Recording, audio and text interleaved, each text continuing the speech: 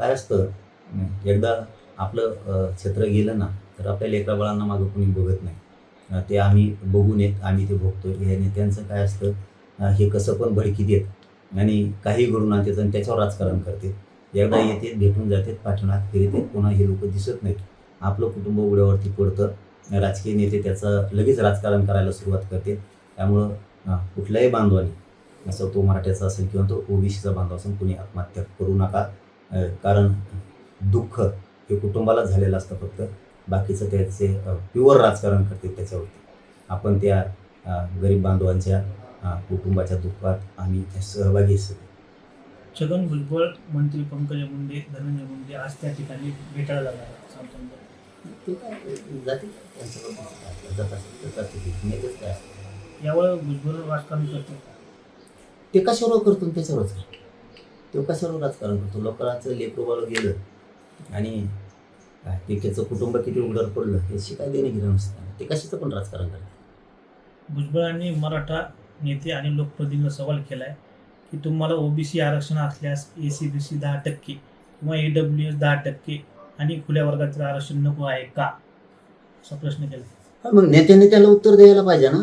मराठ्यांच्या सगळ्या नेत्याला जर त्यांनी प्रश्न विचारला तर मराठ्यांच्या सगळ्या नेत्यांनी त्याला स्पष्ट सांगितलं पाहिजे, ECBC 10% आरक्षण आम्हाला पाहिजे, पण ते 50%च्या आत ओबीसी आरक्षणात पाहिजे. हे उत्तर मराठ्यांच्या सगळ्या नेत्याने द्यावं. कारण जी मागास सिद्ध जात झाली, जिला आयोगानं मागास सिद्ध केलंय, ती 10% मराठा समाजाची जात ही 50%च्या आत घ्यावं लागते. असं कायदा, मागासवर्ग आयोग, केंद्रीय मागासवर्ग आयोग असं निकष त्याचे आहेत की ती जात मागासिद्ध असायला लागते. तर मराठा हा 10% मागासिद्ध आहे. पण जी जात मागासिद्ध झाली तिला 50%च्या आत ओबीसी आरक्षणात घ्यावं लागतं.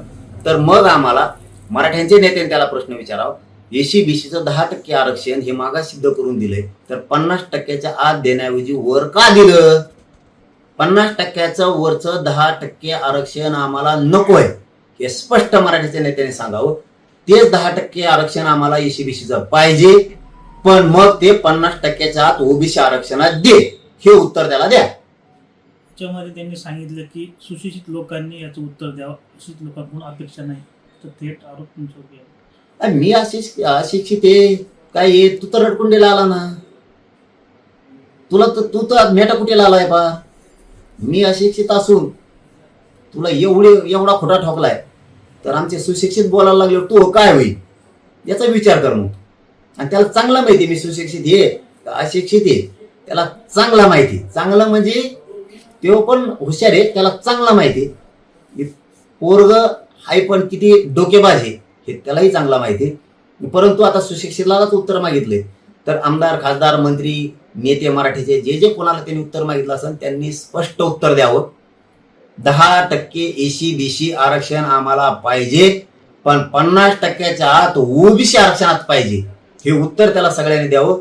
कारण आपण 10% मागास सिद्ध झालेले, मागास सिद्ध झालेली जात म्हणजे ECBC आरक्षण हे 50%च्या आत घ्यावं लागतं. तर त्यांनी मराठ्याला धोका दिला आणि ते 50%च्या वर घेतलं. 50%च्या वर दिलेलं ECBCचं 10% आरक्षण टिकणार नाहीये आणि ते गेलं की पोरांना पुन्हा त्यांचे इतके हाल होणार आहेत की ते नोकऱ्यातून बाहेर पडणार, शिक्षणातून बाहेर पडणार आहेत.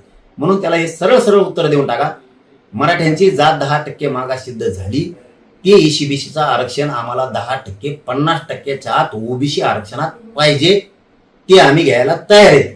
50%च्या वर दिलेलं ECBCचं 10% आरक्षण आम्हाला नको, स्पष्ट सांगा. प्रकाश आंबेडकर म्हणतात की तुमच्याकडे अजेंडा नाहीये, तुम्ही प्रस्थापित मराठ्यासाठी काम करीत आहात, गरीब मराठ्यासाठी नाही.